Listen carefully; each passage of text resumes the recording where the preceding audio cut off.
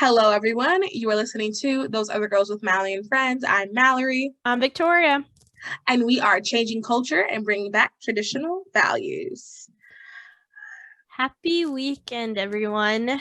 Happy Saturday, Sunday, whatever day you're listening to it.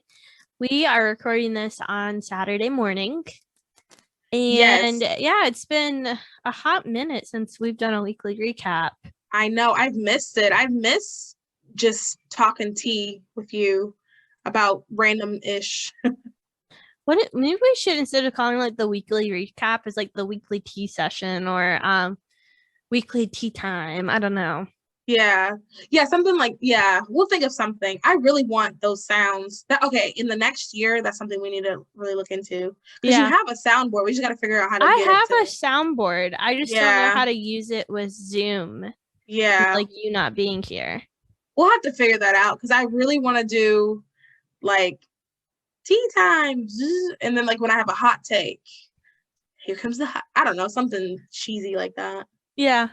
Yeah, well, yeah, that'd be fun. So We'll look this into it. so yeah, we will. So this morning you were telling me a little bit about what you did this morning, and I thought it'd Oh be cool for you to yes. talk to our audience what you did this morning. Yes. So this morning I went to Love Life. And what is Love Life, you ask? Essentially, it is so the one in Charlotte specifically, we go to the biggest abortion clinic in the Southeast. It is the biggest, just in the Southeast. I just want to clarify that. We go there and there's like a group called Love Life there, and they have this whole setup, and they do praise and worship before, and then we pray. And then normally we walk around the building, but today, because I didn't get the full reason, but I want to have somebody that works for them to come on the podcast. But today we didn't walk around the building because some new things have come up. So we stood pretty far back from the building and we just prayed. Normally you walk around the building and you pray, which I loved. I love the idea of walking around the building. That's what they did to the walls of Jericho. I think that is very symbolic. I love that. And I mean, praying outside is still great. I'm not knocking that, but I like the idea of just walking around. But we prayed outside, and today it was just so spiritually heavy. They had so it's an abort. It's not like a Planned Parenthood where you can say, well, maybe someone's going in for X, Y, and Z, which it's no excuse that anyway. But it's an abortion facility. So everybody that went in was in for an abortion. They do abortion Saturday mornings, and there were 21 today. And that's not even the most heartbreaking thing. There were 21 today, and then one of them was in middle school. One of the girls was in middle school. Today was just so heavy. Like I was tearing up while we were praying. So I went and did that today. And then after we pray outside of the facility, we go back to like the area where we do praise and worship. And then we pray for like the people that went in. We pray for the dads. We pray for the people who work the facility, pray for like the abortion providers. We pray for our city. We pray for the pastors. We pray for, I think, one other group of people, but we do like a corporate prayer, like you get in a group and you pray all together. And then there's someone who won't say a thing or two. It's this lady from this organization called Restore Life. And they have abortion healing ministry. So if you've had an abortion and you need healing from it, physically or spiritually, emotionally, they can help you with that. So they spoke. And then Brooke Larkin, who did she was at our summit, she does Students for Life. So she has a table, and I always help with that because we also have our Pro-Life Future chapter, which if you live in the Charlotte area, next weekend, we're going to try to do a Pro-Life Future group. We're going to try to make it Pro-Life Future Saturday, and we're all going to try to go, and then maybe we'll do something fun afterwards. But yeah, so that's what I did this morning. And honestly, I love doing it. It is an action step. You guys know I'm really big on like action. Like I am pro-life. That is something that is important to me. That is something that I think is a human rights issue, not necessarily a political issue. So I feel as if there needs to be something that needs to be done. And obviously I don't have the skills or the wherewithal or the ability to just go in and be like, no, stop it. I don't know how effective that would be, especially if I go to jail. I don't know how effective I'm going to be in jail, but something you can do, something we know that does work is prayer. And that's what it is. And I think that I know a lot of people get intimidated doing it. The very first time I prayed outside of abortion clinic, it was incredibly intimidating.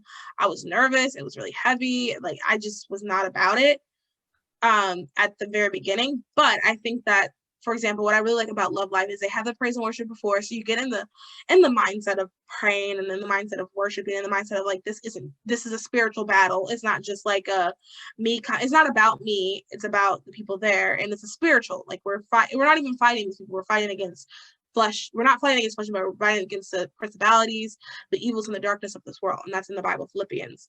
I'm sorry, it's Ephesians, and that, and I like that aspect of it a lot. And there's groups, they have sidewalk advocates. If you want to join them, they have that opportunity, because this it isn't even sidewalk advocacy. It's literally just prayer. Because I know I invited a friend before, and she's like super intimidated, and I tried to explain, like, you're not talking to anybody there, because they do have counter protesters, and I'm going to post it on our page. I'm going to post it on my personal page.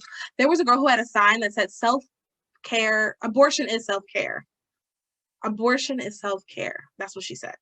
So, like, there are counter protesters. Apparently, like 2 years ago, they would come in like provocative clothing and like dance around. It used to be very a contentious thing. So that's why the police are there now. Like, there's police officers, but it's super peaceful. Our group does and says nothing to anybody. We do what we're called to do, and then we move on. But yeah, all that to say, that's what I did this morning. I really enjoy it. If you live in the Charlotte area, you should definitely come. We're going to be there next Saturday at 9 a.m. I'll post it on our page, and I'll post it on the Pro Life Future page as well. Join our group. We have that's the other thing too. It got me really like fired back up for Pro Life Future, and there's a lot of things that I want those other girls to participate in, all around our state. Like, if we're going to say we're pro-life, we got to do something. And I know that you can't attend a rally, or like you can't, door knock every day, but I think this is something we can do, and prayer is so important. Anyway, that's a long story short. That's what I did this morning. Vic, what'd you do this morning? I slept in, and I've been working on schoolwork all morning. Not as interesting as you. I am not a morning person like you are. Oh, I'm such a morning person. Yeah, you're like, we can record at like 8 a.m. I go, you've lost your mind. Yeah, I would love that. I set an alarm for 10 and like woke up like with my alarm. I just, I could sleep all day if I was allowed to. But I will say I started a new series last night. I'm gonna sound so old. I started Downton Abbey. Oh, because I hear good things. Yes, I've been obsessed recently with like the Bridgerton. I think it's like the Bridgerton series have started my obsession recently with like royal fiction. And so from like the Bridgerton series, I've gone and read the other Boleyn girl to American Duchess to the Romanov Empress. I've been on this huge deep dive recently with the Russian royal family, like the Romanovs. And I also read this book, and this one was more of nonfiction. Well, it was nonfiction. It was called Queen Victoria, the Matchmaker, and how she strategically matchmaked all of her kids and grandkids to be on the throne of thrones among Europe, and how World War I was pretty much cousin fighting against cousin. Oh, interesting. Mm-hmm. So I've been on this whole deep dive, and now that all my shows are like done for the season, I'm like, well, Downton Abbey just got on Netflix. I'm gonna watch that. Oh, it's on Netflix? It's on Netflix now. Okay. So it was I'll check it out. Yeah, it was like Amazon Prime, and it was kind of like, I'm just not a fan of Amazon Prime, watching it on Prime. The two shows that I was obsessed with, two shows I was obsessed with are only on Amazon Prime, and now I'm like, I have to have a Prime account now. Really? Yeah, The Boys and Invincible, which you probably would not be. I would say you're more like a sci-fi type. Yeah, Where I am yeah. like all about historical fiction. And Yeah, I've that said doesn't this before, interest I me. blame it on American Girl dolls. Like my obsession with like history and historical fiction is from American Girl dolls. When I was younger, I loved the Dear America series. I liked Yes. yes, Dear America. And then there was another one. The Dear America was red, and then there was one that was like blue. And I'll never forget, I read the one about Marie Antoinette. And I remember because everyone says she was like this evil person, but the book was like showed her in such a, she was like my age. I think she was like 12 or 10. So I was just like, oh, why does everybody hate her so much? She's so relatable, you know, stupid. Yep. Not even really relatable. Dear America. Is it the Royal Diaries? Maybe that might have been. There's and I like love the Dear that. America, My Name is America, the Royal Diaries. Whichever one was blue was the Marie Antoinette one. Okay. That's the I love series the Dear that America was. because Dear America was what it was like diaries of like people. Yeah. Then they were like our age or a little bit older growing up, and they had like they did like a movie or one or two like directed DVD. Yeah. Oh, I remember the Royal Diary series now. Oh yes. Yeah. I read these. I loved it. And then now I'm like, show me some action, show me something weird. Throw in an alien and I'm sold. My brain is just changed. I just want to learn. You can learn about aliens and mermaids. Oh, if there's a mermaid in it, I am watching it. Like that's how. Well, also too, I like true crime. So I finished up yesterday. Well, there's one more episode. Ooh, I've been wanting to watch that. Hulu, so good. There is like twist after twist, like weird thing after weird, and like oh god, and on whatever, I don't know what day it comes out, but I typically end up watching it on like Thursdays on Hulu. It's the only time I kind of sort of have time. And that last episode was just like, what? Well, I think like April Kepner from Grey's Anatomy is like the mom in that series. Oh, like the redhead. Oh, okay. She's in Grey's Anatomy. I like the mom. I don't like her, but I like her as an actress. She's a really good actress, but like the mom, not a fan. But anyway, you gotta watch it. Okay, yeah, I really want to watch it.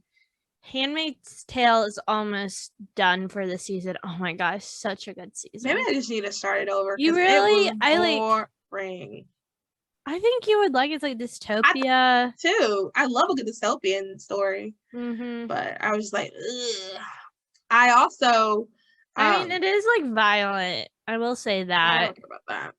I watched Invincible. There's nothing like. I'm sure nobody listening probably is watching, so I'll tell you guys what happened. In the last episode, the dad and the son were fighting, and they're literally invincible because of the planet they're from. And I'm sure you've seen, at least on my story or like on Twitter, people talking about it's a scene where like it was just so violent. Now that I'm saying I can't even describe it. It was just that kind of violence, like sexual violence. Oh, sexual. Oh, okay, yeah. Oh, that's not as interesting. Yeah, it is like awkward. I will say it's like more the first season is really more the sexual violence, and then I guess to establish like what's going on, because you need to understand how society had changed by then. Okay. Because it's not really that sexually balanced now. Okay. And I would say I'll have to check it out. Yeah, it's good. Oh, last thing I want to talk about. I started watching this documentary called Trafficked, and it was about. So each episode is just different things that are being trafficked. The first episode are scams. Do you know the number 2 capital of scamming in the world? What they are? No, what? Jamaica and Israel. Scamming what? What do you mean? Oh, hi, you just won a Ferrari. Oh, yeah. That's in Jamaica. It's $1 million business, and they make more money than the drug dealers.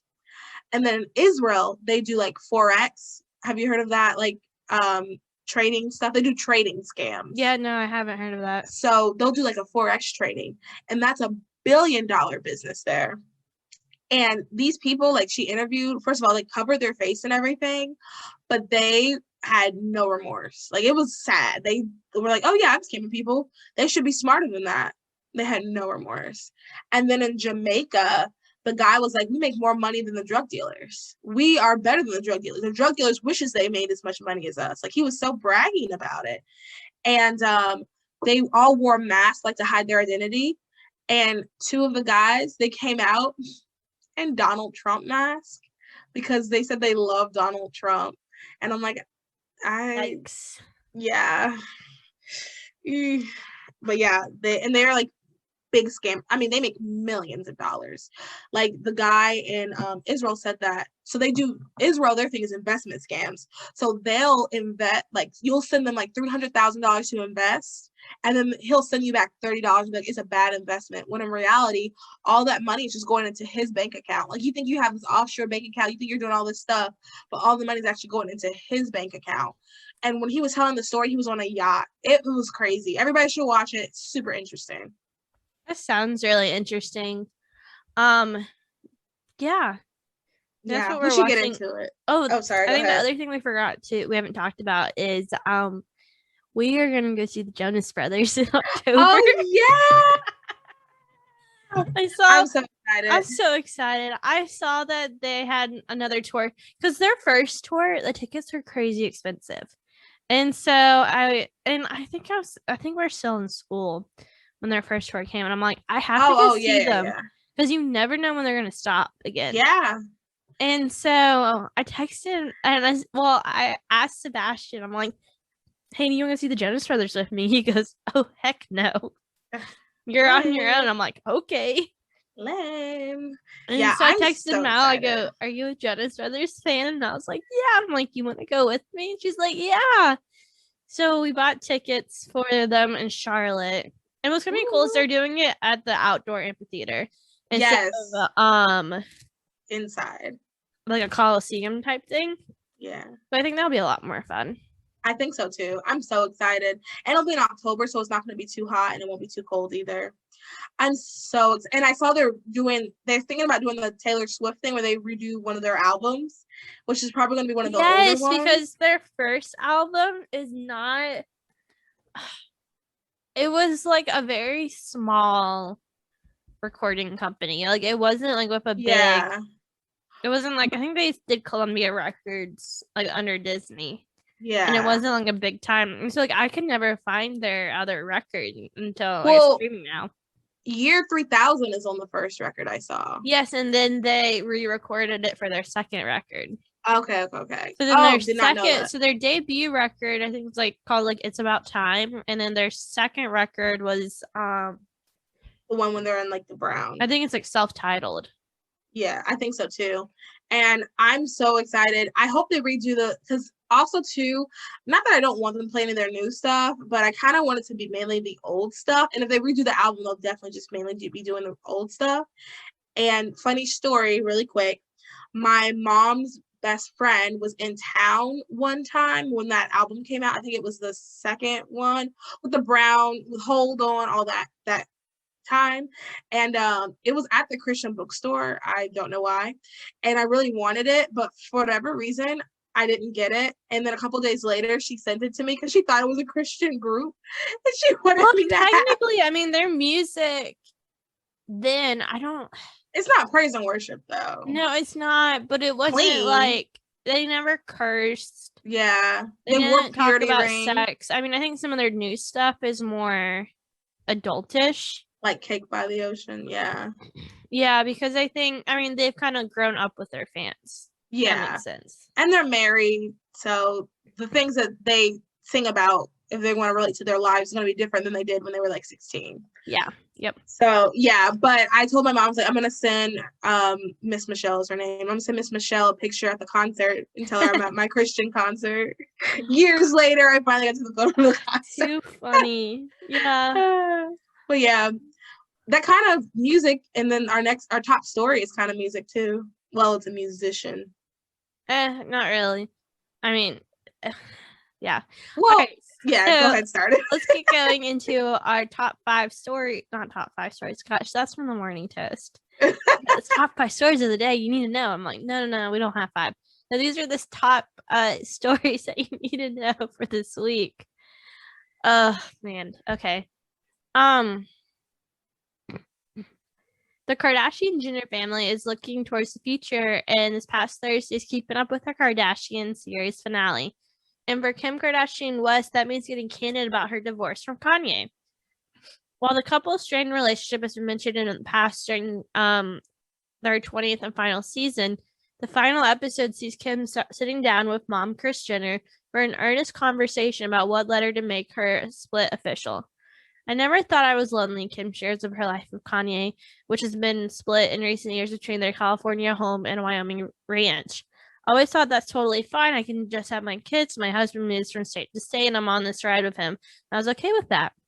However, she admits after turning 40 this year, I realized, no, I don't want a husband that lives in a completely different state. I thought that's when we're getting along the best, but that's so sad to me. That's not what I want. Sad. This whole situation is sad. I'm not married, but from my understanding of marriage and, reading the Bible and whatnot, I do not support divorce at all, unless he is physically abusive. That is the only time. Physically abusive, and that's the only time the Bible, I believe, says it's okay to divorce. Yep. So I don't agree with divorce. I think that they definitely need to work this out. And I also believe marriage is like both people have to sacrifice. So I'm going to put this on Kanye a little bit. I am kind of confused why he's just going, like, living in houses and houses everywhere. Like, that doesn't make sense to me, because if you're going to be married, you need to have a stable life, especially for your kids. I will say I don't think Kim should divorce him over that. I think that Kanye should grow up and learn a little bit, but I don't think this is necessarily grounds to divorce just because she's unhappy with that, because I get it. She has her thing and she has her business and empire, and it's hard. I mean, this isn't an empire, but we just have a measly little podcast, and I'm exhausted. I was talking about we need an intern. Like, I can't imagine running a bajillion-dollar company. So I understand that. So I understand wanting to stay where they are. So I'm on Kim's side for that. But I do think, like, there needs to be, like, Kanye needs to, like, chill. I don't understand. Up. He needs to step up. The Morning Toast kind of broke it down this week, and that's what they said. Like, look, like, he needs to step up. It seems like he is wanting a relationship where it's about him, and the wife will just tag along with him wherever he goes. And that's not that. Well, first of all, it's not who he married. Yeah, so, like, if you knew, like, that's one thing I don't understand either. Like, you knew you were marrying a bajillionaire, and you knew she wanted kids and to be stable. So then that's what you should have done. And I mean, I also, like, some of the comments, so I saw this on the Shade Room, which I don't know if any of you look at, is trash, but I saw it on the Shade Room, and someone was like, well, Kim should have married a teacher if she wanted someone stable. And it's like, fair, but Kanye should have just married nobody if he wanted someone who's just going to ride around with them. Yeah. And because they loved each other and they have 4 kids. That's the other thing. They have 4 kids. So I would have tried to make it work. And, like, y'all know, I eventually would love to have $1 billion empire of something. Not necessarily those are the girls. Those are the girls. It's more of a helping thing. I don't know. If I created some sort of product or something, I'd love to have $1 billion. So I would need someone who would want to be stable as well.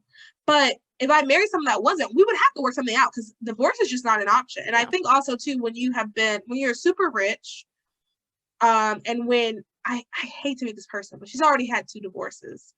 Divorce kind of does probably feel like an option. Her first 2 marriages were kind of like, and like I think like she even said it like, no, it was the Morning Toast that it doesn't even feel like she's been married 3 times, because the first 2 were just so like quick and done.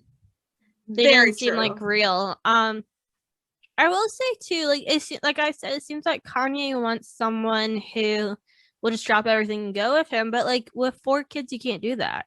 No. And it's not fair to the kids. I mean, I know you have, like, nannies and all that too, but it seems like the Kardashian Jenner clan is very much hands-on with their kids. Like, they do have nannies, they have help, but they are very hands-on when it comes with their kids. Yeah.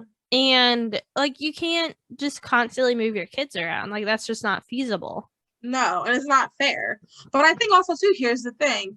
When you're rich as Kanye, you probably can just pack up and do, because that's what I was saying earlier. Like, the idea of just picking up and moving from state to state, that honestly sounds pretty nice, but like I just don't have, like, that's money. Like, and that's not just like a couple $100 here and there. That's like buku dollars. Like that's a lot of money. Well, and to here's just pick up. Yeah, and here's the thing too, what doesn't make sense. It's like it's not like he has to pick up and move. Like where like Tristan with Chloe, like he has to because of if he gets traded with basketball, like he's a professional basketball player. Such a good point. Kanye is completely in charge of that's probably the biggest point. Kanye is completely in charge of his career, so he can live literally wherever the heck he wants, and he just picks up and moves. That's crazy, and that just doesn't. And like I understand him wanting to move to Wyoming because he's outwardly it appears as if he's changing his life.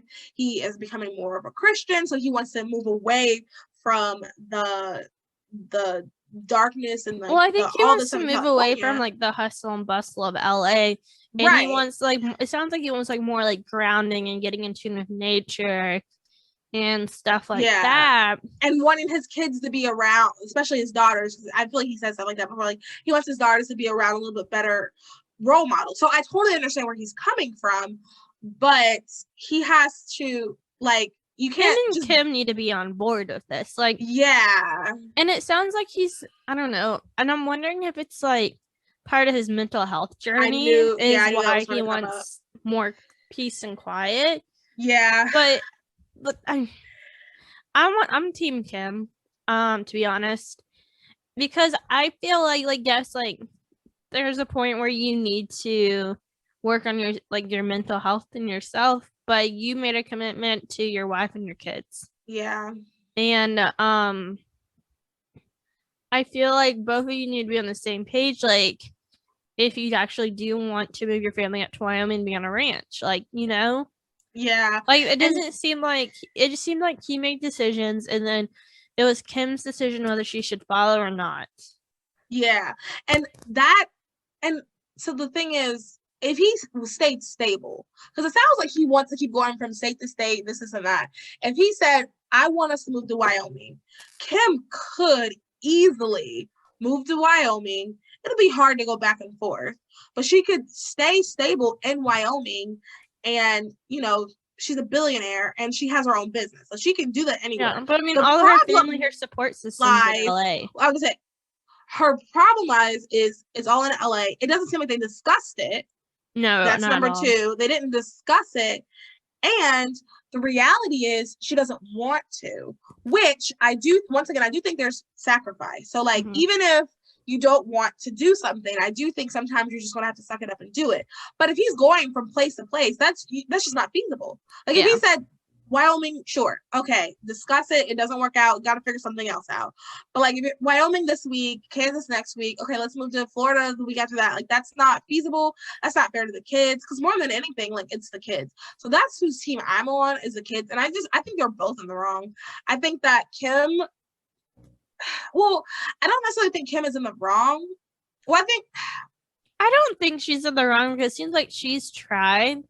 And he's tried to be supportive, and like he's had a lot of like mental health issues like in the last couple of years. I just don't believe in divorce, and she's the one who initiated the divorce. Like maybe separation for some time. It seems like they've been split for a while. I'm like, Kanye's already been seen with someone else. Well, I don't believe.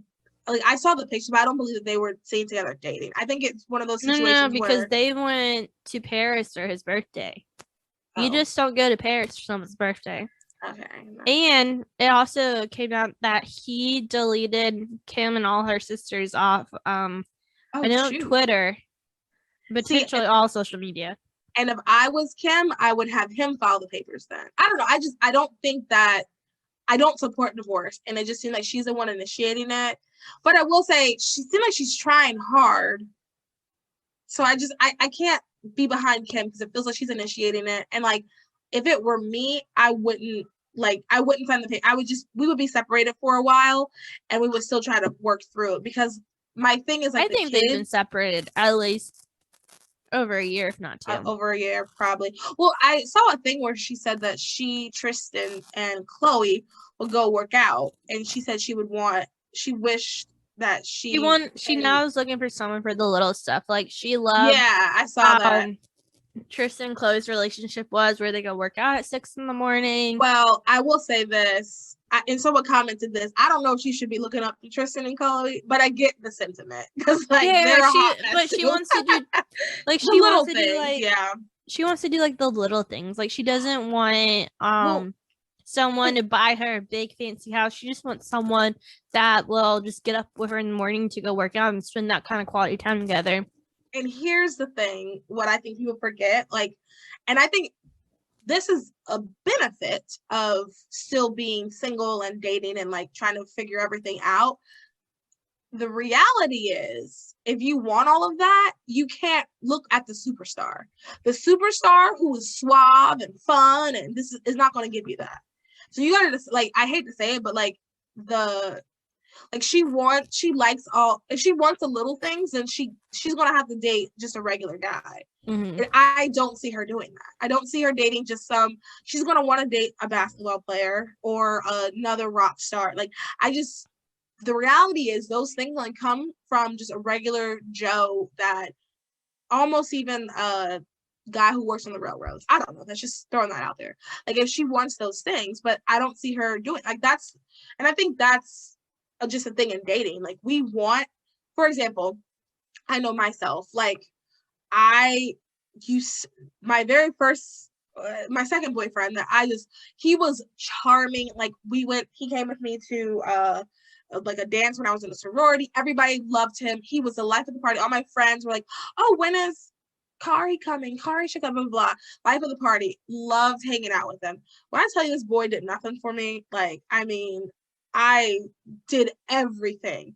My last boyfriend, I would not say he was the life of the party. As a matter of fact, he didn't really want to attend parties. I loved being around him, but let me tell you, he opened the door for me all the time, which I know my mom's like, that should be expected, but no, in 2021, that's a big deal. Guys don't do that. Yeah. He opened the door for me every single time. He prayed with me. He respected me. He treated me like a queen. The reality is, there's like, I'm sure there are guys that do both, but the reality is, like, the superstar, that's what I call Kari, and the other guy, he doesn't like me to say his name, so Kari and the other guy are two separate, like the superstar versus the small things guy. You have to go for one or the other. Mm-hmm. That's why I also like nerdy guys. So if you're nerdy and listening, I'm just joking. That's why I like nerdy guys too, because the things that if you want the small things, if those are the things you value, then the reality is you can't go after these guys that have like this big suave and are catered to, that are, Kanye freaking bought a fire department or something. Like, he's like, when all those fires happen, he's like, I wonder if I could just buy a fire department. He bought a fire department. I think that's what happened, or something like that. Like, you can't. That guy is not going to do the small things. That's just not the reality. Yeah. So yeah, that's just my opinion. Take that to the bank. Okay, next story. All right, so our next story is more than 150 missing and runaway children were rescued safely as part of a joint effort between Charlotte-Mecklenburg Police and federal agents called Operation Carolina Homecoming. According to CMPD, some of the juveniles rescued were engaged in drug activity and prostitution or victims of human trafficking. The months-long investigation focused on the recovery of missing and runaway juveniles in the Charlotte area where previous efforts to find them were unsuccessful. And then I'll get to that in a second. Okay. So this was a story I mentioned last week, but I really want to talk about it again because I want to discuss it with Vic. And this is amazing. It's awful that it was more than 150 children. I think the children thing is like, what? I was just like, was it like one child at a time, or were they like all 150 like together? I think it was like groups. That's from my understanding. It was like groups here and there. That's crazy. in a certain area. So Charlotte is, I believe, in the top. Charlotte is the number one trafficking place in the South, in North I know, Carolina. Oh, in North, it could, no. Atlanta's more, but it's in North Carolina for sure. Okay, yeah. Well, we're one of the top in the South. Oh yeah, North Carolina in general. Yeah. I think North Carolina is the top when you add in like Fort Bragg and all these other places, because like military bases. Whereas, for example, Georgia is only in the top, or I think Atlanta is number one only because of, I mean, Georgia is number one in that sense only because of Atlanta. But like North Carolina has more places. So, but Charlotte is the number one place in North Carolina for trafficking. So what's crazy about this is just remind you that it just happens in your own backyard. Like you think that your neighborhood, your neighbors are fine and dandy, but it happens in your backyard. And Vic, when we were interviewing Tracy, we're talking about like human trafficking isn't just what you see in the movie Taken. Like you're not picked up and taken to another place. You can be trafficked and come right back and sleep in your own bed at night. And I think that's something that we just don't think about. No, but it's not even spoken about. Yeah. So this organization called Safe House, they came and spoke at CMRW 2-3 weeks ago at this point, and they are working to have a home for those children, because a huge problem is people are rescued and they're don't have a place to go, because a lot of them were relying on the money and the resources that their pimps or whoever had trafficked them were giving them, so they need a place to go. And then apparently in North Carolina, so the lady who spoke was one of the like workers that helps orchestrate this. There was no place in North Carolina to send them. So there's no place for minors in North Carolina. So they're working on that. So they are working to raise money for that. And right now they're also looking for furniture for their place. So if you are listening and you live in the Charlotte area and you have furniture you want to donate, send it our way. Or like get in touch with me and I'll send it to them. Don't send it to me, because I also don't want to have to deliver that. So let me know and I'll get you in contact with the people. But yeah, so like honestly, after hearing her speak, you guys know at this point, if you know me, you know that like anytime someone needs help with something, I'm like, okay, how can those other girls help? What do we need to do? So I was like, okay, we got to do something. So there's going to be 3 things that we're doing as those are the girls. I mentioned this last week, but I'm going to repeat it again because I think more people are going to listen to this episode than last week's, because it was a solo episode and people like when Vic and I are together.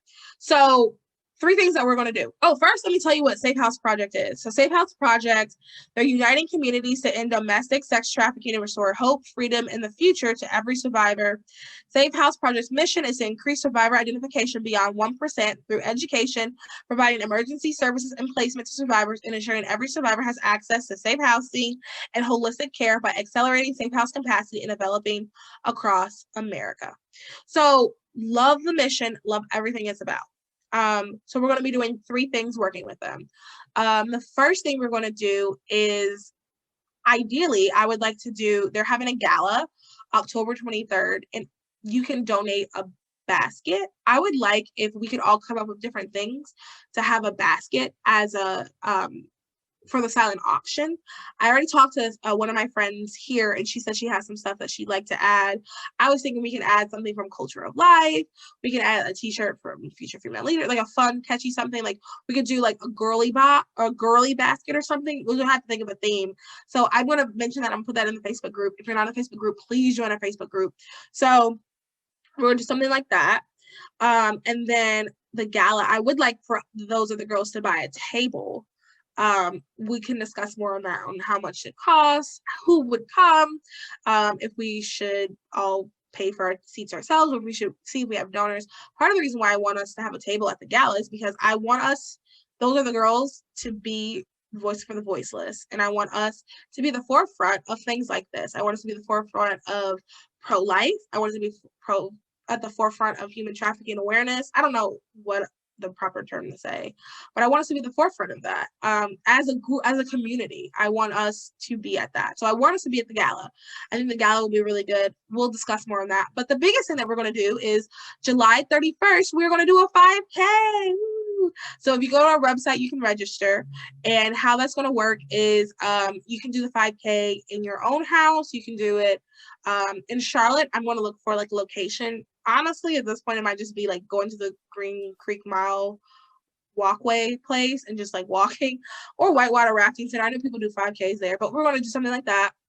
And you're going to donate. So you're going to, it's $15 on the website, and all of that money, except for the fee that the website takes, is going to just go straight to Safe House Project. I'm going to give it to them for everybody that signs up. You can do it yourself, wherever you are, and you can do it with your friends. You can get a group together. You can do it by yourself on the treadmill if you want. I know people do that sometimes.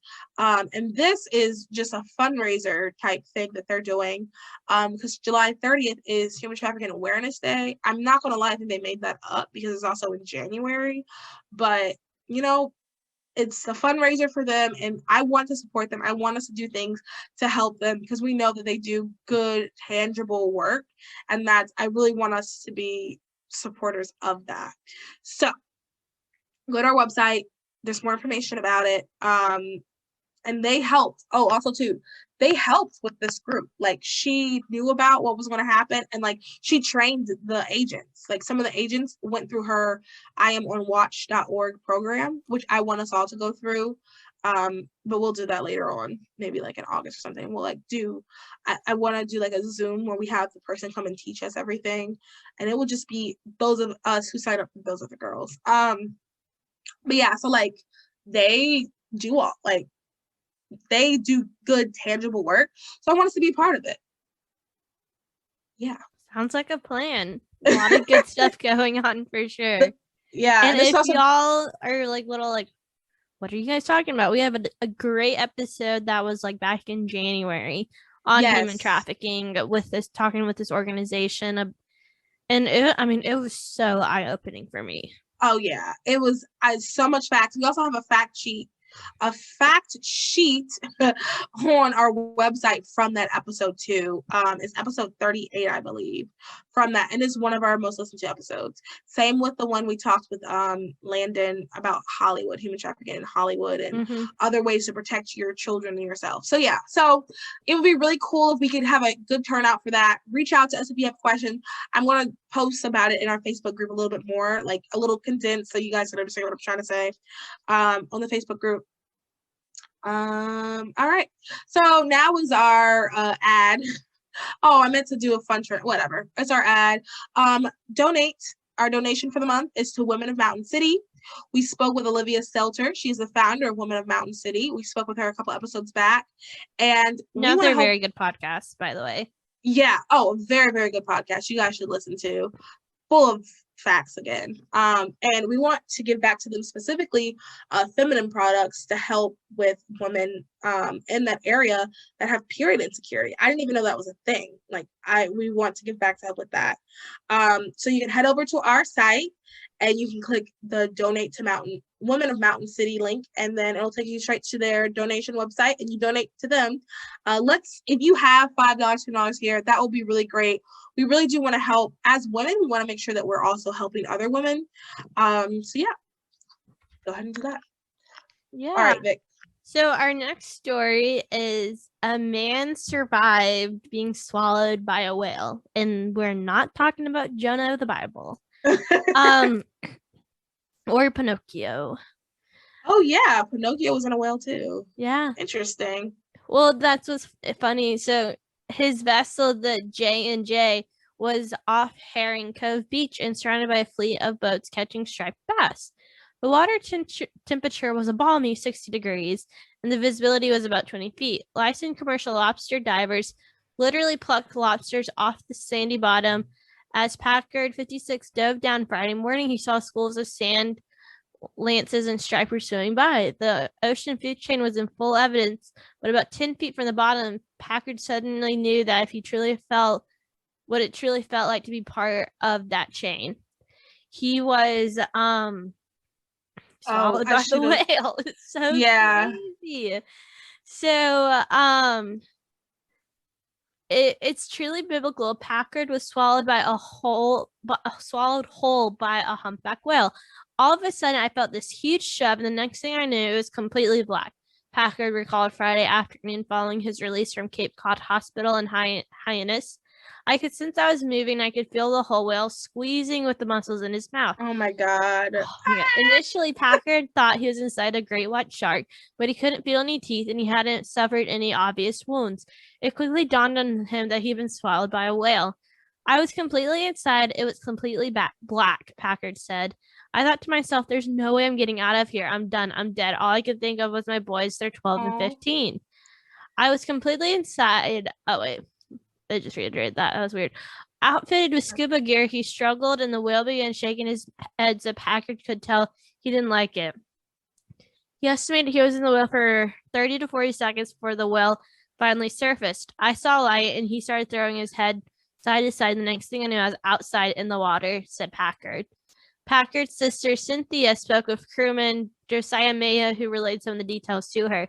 Packard said Maya saw the whale burst to the surface and that he initially thought it was a great white shark. There was all this action at the top of the water, Packard said, Maya told her.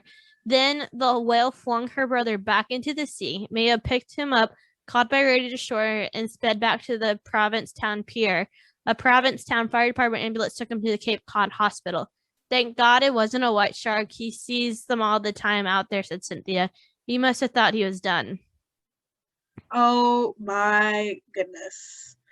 When I had heard that story, I was like, what? That is weird, creepy, terrified. But honestly, that is the greatest story. Like, if that happened to me, I wouldn't talk about anything else in my life. You know what's crazy too? This guy also survived a plane crash. Oh, I didn't even read the full article. Yeah. So 10 years ago, while traveling in Costa Rica, he was a passenger in a small plane that crashed in the jungle, killing the pilot, co-pilot, and the passenger. Packard sustained multiple serious injuries to his abdomen and upper body. The rescuers that found the remaining 5 passengers after 2 days in the jungle said they wouldn't have survived another night. Wow. This guy needs to play the lottery. Wow. Like, I'm seriously. speechless. How, like, in the jungles of Costa Rica?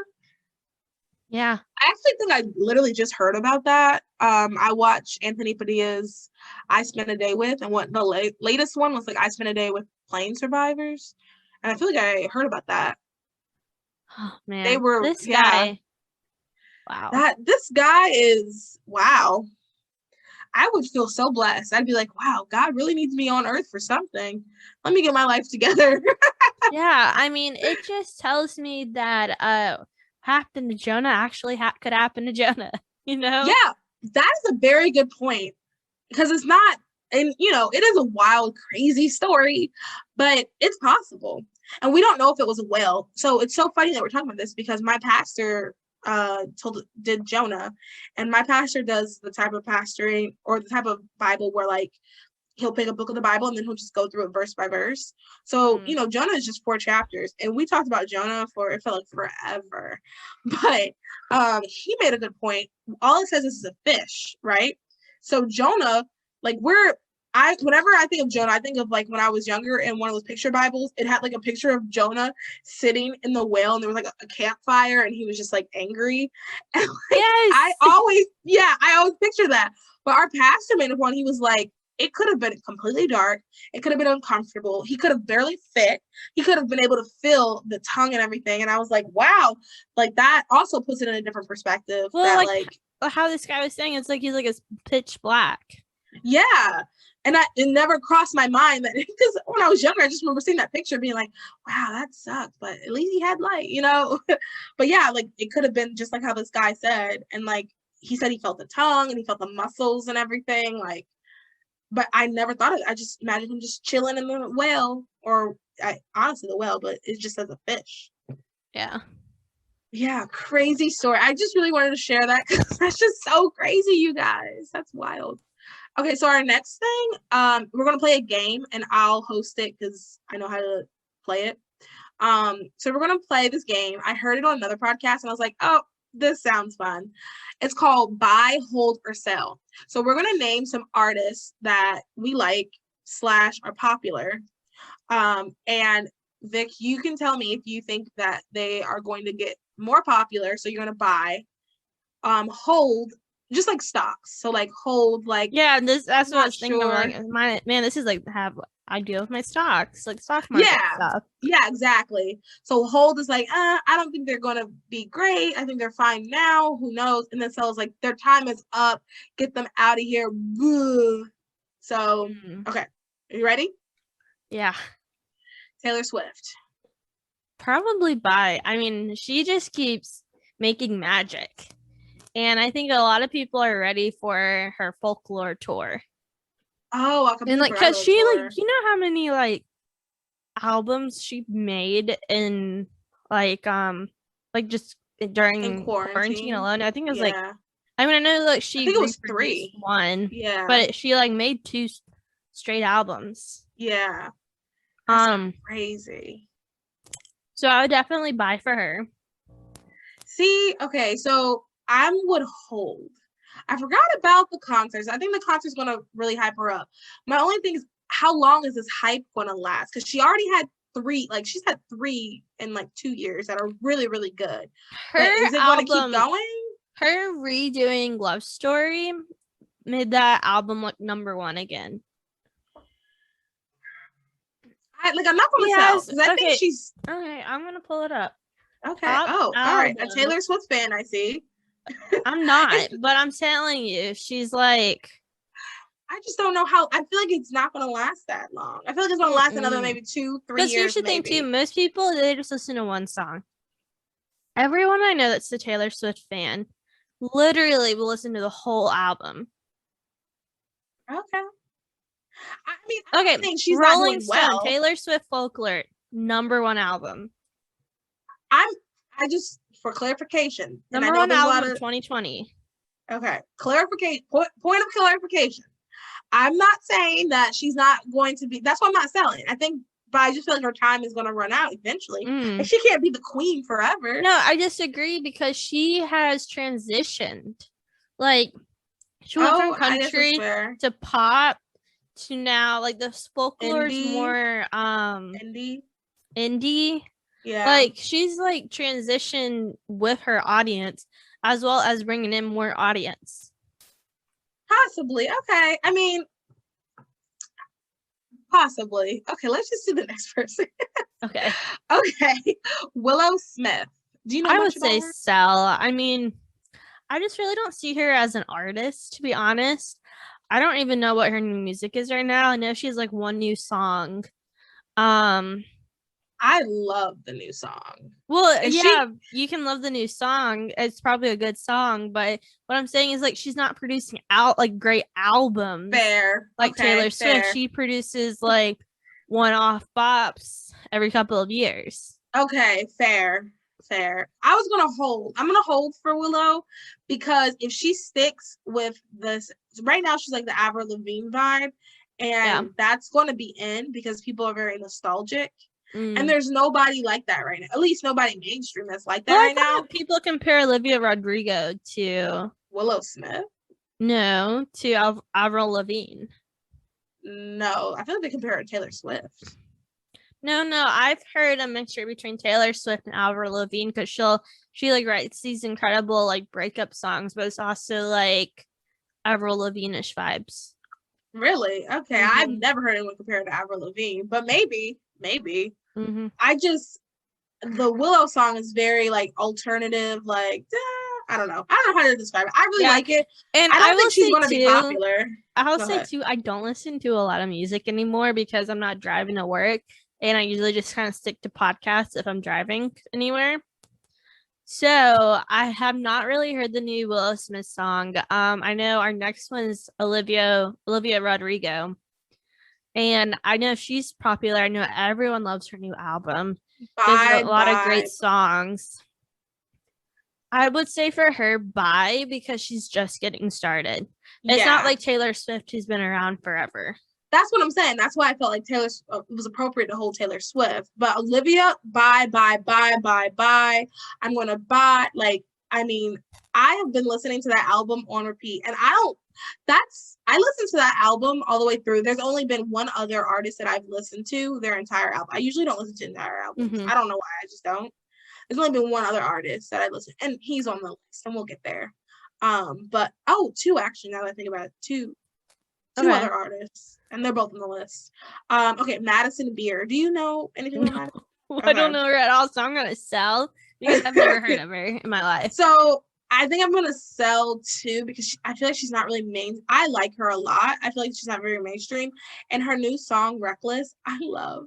But I looked and it on Spotify, it's not even in the top 5, and that's supposed to be her like breakout song, and it's not in the top 5, so it's kind of like I don't think she's going to be popular like Olivia Rodrigo. I think she's going to be like right under that, so like more like a B-list. Well, it might just be like they're both coming up at the same time, so true, that might be it's in the same genre. Yeah, it would suck to have to go against Olivia Rodrigo right now because she is just okay.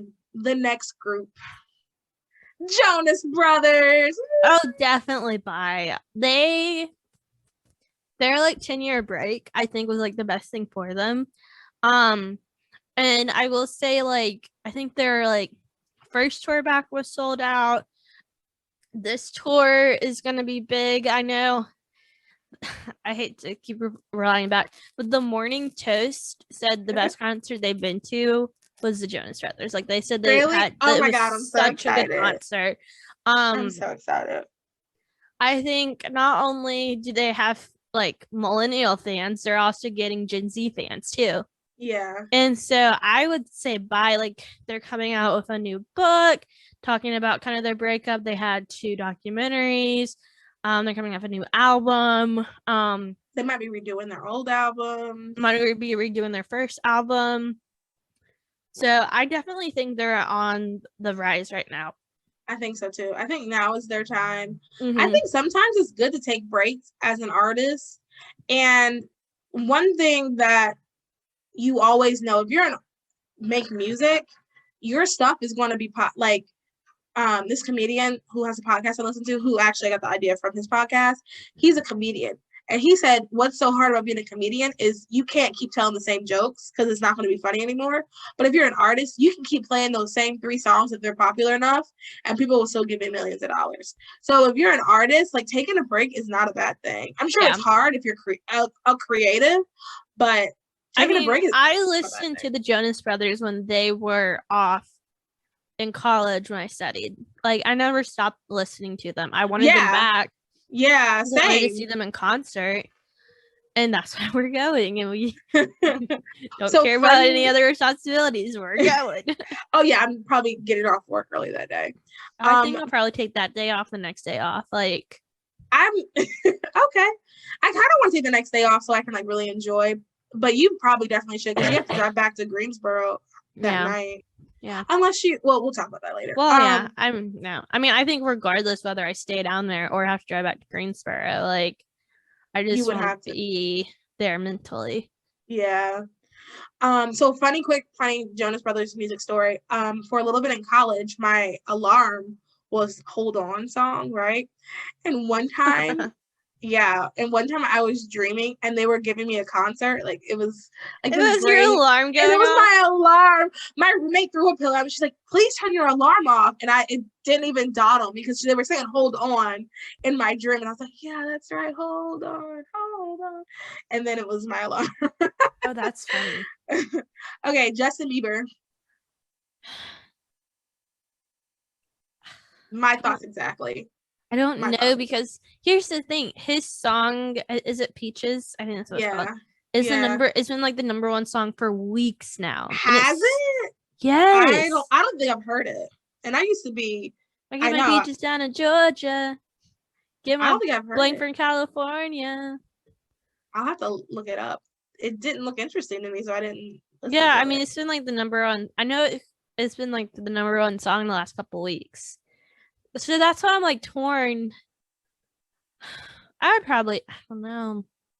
I think I'm okay. I'm gonna say hold. Yeah. Because yes, he's still knocking out hits, but he's not doing anything like above and beyond like Taylor Swift is doing. Yeah. Like the Jonas Brothers are doing. He's just still knocking out hits. He's just kind of going his own way, doing his own thing. Yeah, I'm gonna say hold. I kind of want to sell because I feel like his time might be up if he doesn't take a real break. but you don't think his time is going to be up? Mm-mm. He Well, just knows how to put out good music, and he's like adapting to his fan base. yeah, I guess now that I didn't know Peaches was that popular. I knew that Lonely. Wow. Now that I'm thinking about it, I like a lot of really sad songs. Lonely, I had that on repeat for a while. I liked that, but that didn't feel like regular Justin Bieber. But yeah, I'm gonna say hold for Justin. Definitely not Sell, and definitely not maybe Buy, but I'm definitely not Sell. yeah. But I'm a hold. Well, let's hold on to these last 5 and do them next week because we are going long on time. Okay. All right. So last thing really quick, we changed our conservative women spotlight to women posting their W's. So this is going to be brought to you by Culture of Life 1972. You can head over to www.col1972.com and use our code Those Other Girls 1972 and get 10% off your purchase. And 100% of your purchase goes to pro-life causes. So this week is the Republican representative, Maria Salazar. She was named a 40's first ever 50 over 50 list, a Republican woman. And I was looking at the list, and Kamala Harris was on there, of course, and Nancy Pelosi was on there too. So I think it's amazing that this Republican woman was also included on this list in a non-Republican kind of secular type liberal magazine. So I think it was great. She came to politics after a 3-decade career as a journalist for Spanish language television. She ran in 2018, positioning interviews with Fidel Castro and Nicolas Maduro, I definitely butchered his last name, as confrontations with corrupt elites. Though she lost, she engineered a victory in 2020 with support from President Trump and conservative Cuban American voters in the Miami-Dade County. So congratulations to this woman. I love that she was represented amongst all these other women. But yeah, that is your women posting their W's for the week. Thank you everybody for listening. Sorry we're like speeding through now. I do really want to be cognizant of everybody's time. So thank you everyone for listening. Please make sure you rate, review, subscribe, share, get the word out, join our Facebook group. I'm going to be posting a lot more in the Facebook group, like questions and like ideas and stuff, because I want it to be group effort. So if you're interested and you want to get even more plugged in and involved with Those Other Girls, join our Facebook group. You can also share articles and stuff like that you want that we talked about. Yeah, we want to keep it like interactive. Like if you see like a news article that you're like, oh my god, this needs to be on the weekly recap, share it in the group. Yeah. Or if there's like anything you want to learn more about, just share it in the group. And I mean, if we're no experts by any means, but there's someone else in the group that is, they can comment. Like we're trying to create a community. Yes, exactly. So yeah, so join that, donate, and that's it. Sign up for our 5K. I'll talk more about that in the Facebook group so you can understand it easier. Okay, bye. Bye, guys.